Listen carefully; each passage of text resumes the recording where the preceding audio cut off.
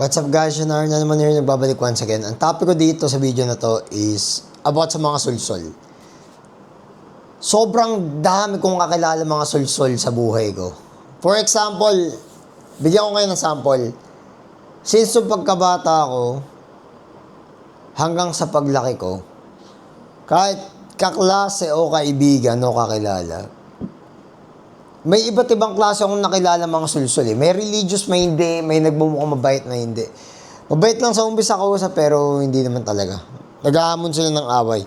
Kaya nag-i-exist yung mga sulsol na yan kasi gusto nila ng heat up, hot seat.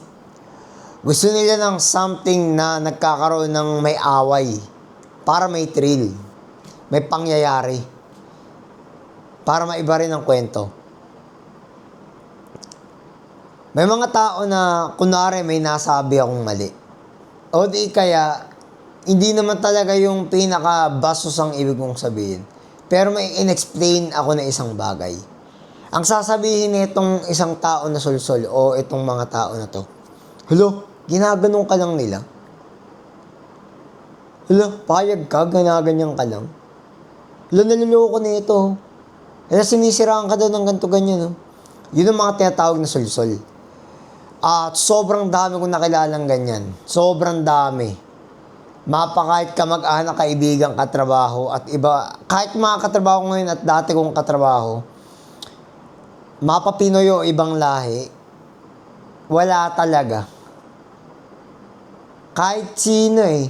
Kahit sino pwede kasing maging sulsol. So, ang sulsol kasi, nag-uudyok yan sa tao para magkaroon lang ng thrill, kasiyahan, kasi nga boring. Para magkaroon ng yabangan, away, ganun. Hindi naman ako naduduwag sa away, kaya lang syempre, mas gusto ko ng may peace of mind, tsaka matured na ako mag-isip. Unlike sa mga tao na nakakausap ko, nakakasalamuha ko, karamihan peke. Ang gusto nila, laging may nasasaktan. Sulsol dito, sulsol dun. Ginagago ka nito, ginagago ka niyan. Sulsol. Mga kagaguhan, di ba? Usapang katanghan. Yung word na sulsol na yan, ewan ko, putang ina, since way back before pa yan. Kahit nung bata pa ako, nauso na yan Gawain ng mga hindi matinong utak yan para magkaroon lang ng trouble sa isang lugar o isang bagay na maliit at pinapalaki. Kasi nagpapa-heat up. At karamihan din dyan, mga Pilipino rin kasi, gumagawa sila ng mga sarcastic na mga bagay.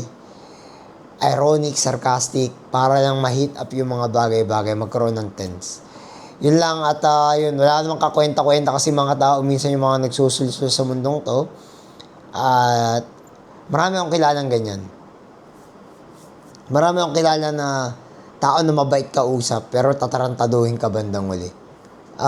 Marami akong kilala na bastos ka usap din, narap-harapan nakatalikod ng mga ganong klase ng tao. Yun, mga sulsol yung mga ganon din. Isa sa mga, konektado sa na yun, sa sitwasyon na yun. May mga ganong klase ng tao. Yun lang, maraming salamat. Peace out.